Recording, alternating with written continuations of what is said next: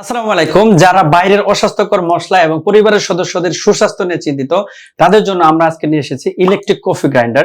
এটা নামে coffee grinder হলো, এর ভিতরে আপনি যে কোনো প্রকার শুকনো দ্রব্য, শুকনো মশলা আপনি গুঁড়া করতে পারবেন, যেমন চাউল, বাদাম, হলুদ, মরিচ, যে কোনো ধরনের মশলা এখানে কিন্তু মাত্র 10 সেকেন্ডে গুঁড়ো করতে পারবেন।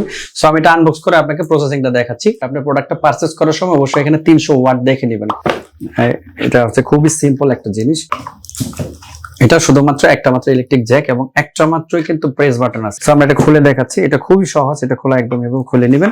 এখানে কিন্তু টোটাল 8টি ব্লেড আছে, 4টি স্মল সাইজের ব্লেড এবং 4টি হচ্ছে একটু বিগ সাইজের ব্লেড। এগুলো খুবই ধারালো, খুবই শার্প, যার কারণে মাত্র 10 সেকেন্ডে কিন্তু এটা আপনি কিন্তু যে কোনো প্রকার মশলা কিন্তু 10 সেকেন্ডে একদম গুঁড়ো করে দেবে।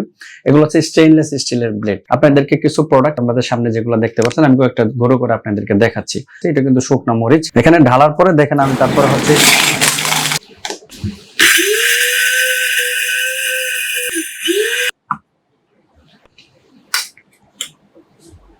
তারপর হচ্ছে এটা হচ্ছে ধনিয়া। এই যে এটাও কিন্তু খুব দ্রুত কিন্তু ব্লেন্ড হচ্ছে।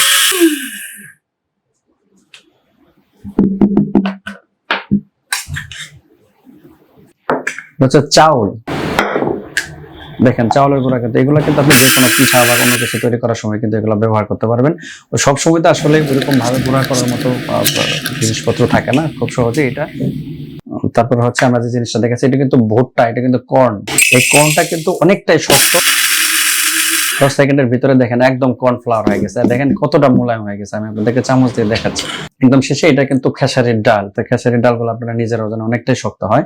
তো খেসারির ডাল হঠাৎ করে ডাল খেতে মন চাইছে, তখন তো আসলে আপনার সবসময় এটা যদি আপনার সাথে থাকে, খুব সহজেই কিন্তু দেখে নিবে, খুব সহজেই কেমন গুঁড়া হয়ে গেছে, এটা কিন্তু আপনি ডাল খেতে পারবেন।